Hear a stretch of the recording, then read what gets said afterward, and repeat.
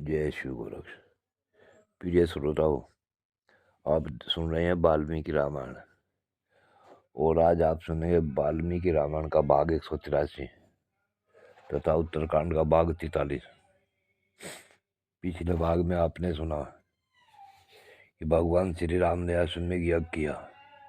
उसमें महर्षि वाल्मीकि के साथ आए हुए सीता जी के दोनों पुत्र लव और कुश, उन्होंने सभी को रामायण का सुनाकर मंत्रमुग्ध कर दिया तथा श्री राम को यह भी ज्ञात हो गया कि ये दोनों बच्चे सीता जी के ही हैं।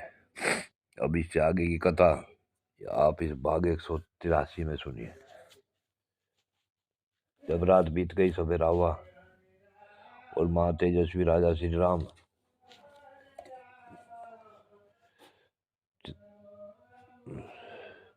यज्ञशाला में पधारे।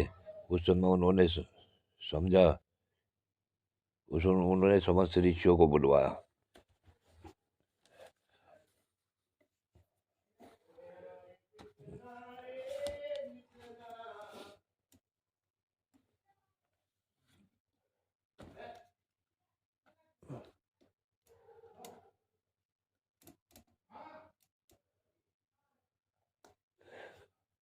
तथा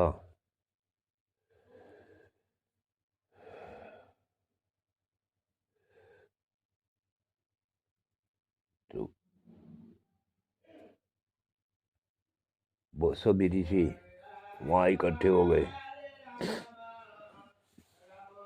सीता जी का शपथ ग्रहण देखने के लिए ज्ञाननिष्ठ, कर्मनिष्ठ और योगनिष्ठ सभी तरह के लोग पधारे थे।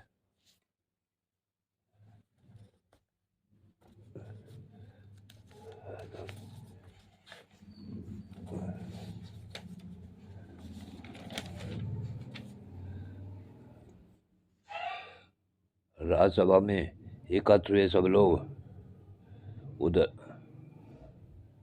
पत्थर की भांति निश्चल होकर बैठे हैं।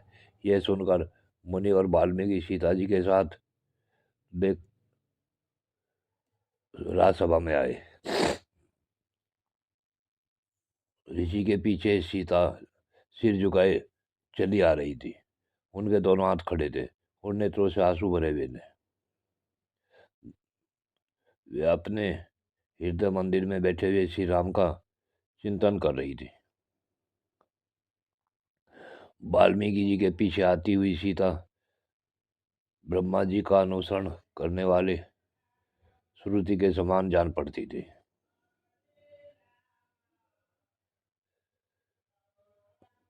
कोई कहते थे श्री राम तुम धन हो, दूसरे कहते थे देवी सीते तुम धन हो, तथा यहाँ कुछ अन्य दर्शक भी ऐसे थे जो सीता और राम दोनों को उस स्वर से साधुवाद कह दे रहे थे। तब उस जन समुदाय के बीच में सीता सहित प्रवेश करके मुनि और वाल्मीकि के श्री रघुनाथ जी से इस प्रकार बोले, ये दशरथ नंदन, यह सीता उत्तम व्रत का पालन करने वाली और धर्मपरायणा है। अपने लोकापवाद से डरकर इसे मेरे आश्रम के समीप त्याग दिया था। मानवी व्रतधारी श्री राम लोकापवाद से डरे हुए आपको सीता अपनी शुद्धता का भी विश्वास दिलाएगी। इसके लिए आप इसे आज्ञा दें। ये दोनों कुमार कौशल्या जानकी के गर्भ से जुड़वे पैदा हुए हैं। ये आपके ही पुत्र हैं और आपके ही समान दुर्घर्ष वीर है। हे श्री राम, मैं परचेता का 10वां पुत्र हूँ।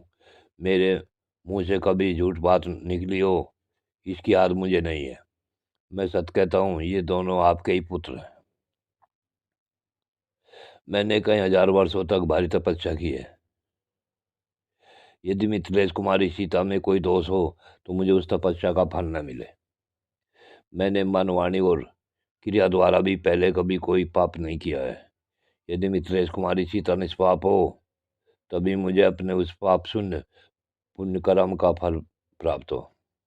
हे श्री राम, मैंने अपनी 5 इंद्रियों और मन बुद्धि के द्वारा सीता की शुद्धता का भली भांति निश्चय करके ही इसे अपने संरक्षण में लिया था। यह मुझे जंगल में एक झरने के पास मिली थी। इसका आचरण सर्वथा शुद्ध है। आप इसे छू भी नहीं सका है, पाप इसे छू भी नहीं सका है, तथा यह पति को ही देवता मानती है।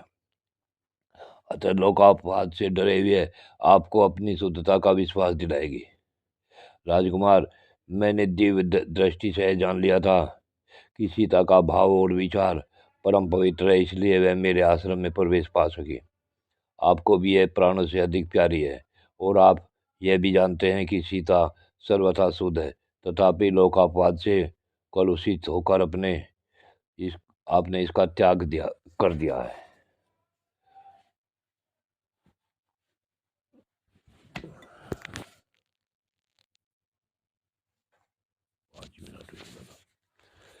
महर्षि वाल्मीकि ऐसा कहने पर श्री रघुनाथ जी सुंदरी सीता देवी की ओर एक बार दृष्टि डालकर उन जन समुदाय के बीच हाथ जोड़कर बोले, ये महाभाग, आप धर्म के ज्ञाता हैं। सीता के संबंध में आप जैसा कह रहे हैं वह सब ठीक है। ब्राह्मण, आपके इन निर्दोष वचनों से मुझे जनकनंदिनी की शुद्धता पर पूरा विश्वास हो गया है। एक बार पहले भी देवताओं के समीप विदय कुमारी की शुद्धता का विश्वास मुझे प्राप्त हो चुका है। उस समय सीता ने अपनी बुद्धि के लिए अपनी शुद्धि के लिए शपथ की थी, जिसके कारण मैंने इन्हें अपने महल में स्थान दिया। किंतु आगे चलकर फिर बड़े जोर का लोकापवाद उठा,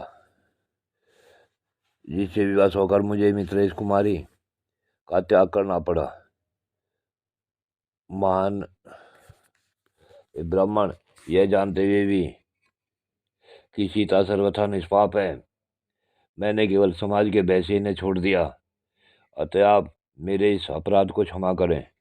मैं यह भी जानता हूँ कि जुड़े उत्पन्न हुए कुमार कुशोलव मेरे ही पुत्र हैं, तथापि जन समुदाय में शुद्ध प्रमाणित होने पर ही मिथिलेश कुमारी में मेरा प्रेम हो सकता है।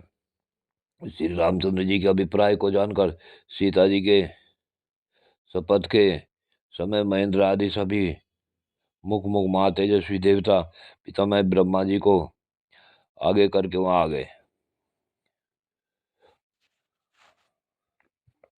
देवताओं तथा ऋषियों को उपस्थित देख श्री रघुनाथ जी फिर बोले, हे सुरश्रेष्ठगण, यद्यपि मुझे महर्षि वाल्मीकि के निर्दोष वचनों से ही पूरा विश्वास हो गया है, तथापि जन समुदाय के बीच विदय कुमारी की विशुद्धता प्रमाणित हो जाने पर ही मुझे अधिक प्रसन्नता होगी।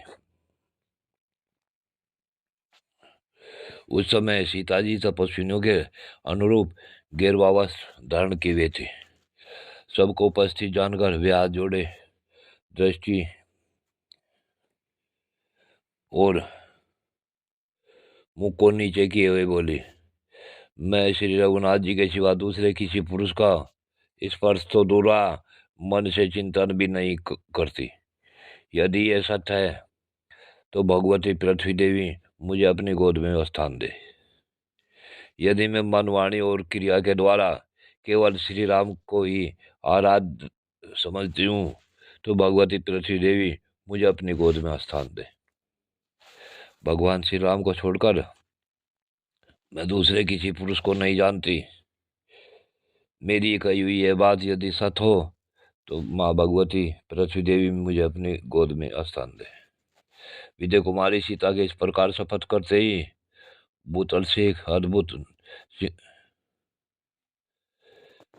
सिंहासन प्रकट हुआ, जो बड़ा ही सुंदर और दिव्य था। दिव्य रत्नों से विभूषित महापराक्रमी नागों ने दिव्य रूप धारण करके उस दिव्य सिंहासन को अपने सिर पर धारण कर रखा था। सिंहासन के साथ ही पृथ्वी के अधिष्ठात्री देवी भी दिव्य रूप से प्रकट हुई। उन्होंने मिथिलेश कुमारी सीता को अपनी दोनों भुजाओं से गोद में उठा लिया और स्वागत पूर्वक उनका अभिनंदन करके उन्हें उस सिंहासन पर बिठा दिया। सिंहासन पर बैठकर जब सीता देवी रसातल में प्रवेश करने लगी, उस समय देवताओं ने उनकी ओर देखा। फिर तो आकाश से उनके ऊपर दिव्य पुष्पों की लगातार वर्षा होने लगी। देवता के मुंह से सहसा धन्य धन का मान शब्द प्रकट हुआ। वे कहने लगे, सीते तुम धन हो, तुम्हारा सिर स्वभाव इतना सुंदर और ऐसा पवित्र है। सीता का रसातल में प्रवेश देखकर आकाश में खड़े हुए देवता प्रसन्नचित हो इस तरह ही बहुत सी बातें कहने लगे। यज्ञ मंडप में पधारे ये सभी मुनि और नरश्रेष्ठ नरेश भी आश्चर्य से भर गए। अंतरिक्ष में और भूतल पर सभी चराचर प्राणी तथा पाताल में विशालकाय दानव और नागराज भी आश्चर्यचकित हो उठे। कोई हर्षनाद करने लगे, कोई ध्यानमग्न हो गए, कोई श्री राम की ओर देखने लगे, कोई हक्के बक्के से होकर सीता जी की ओर निहारने लगे।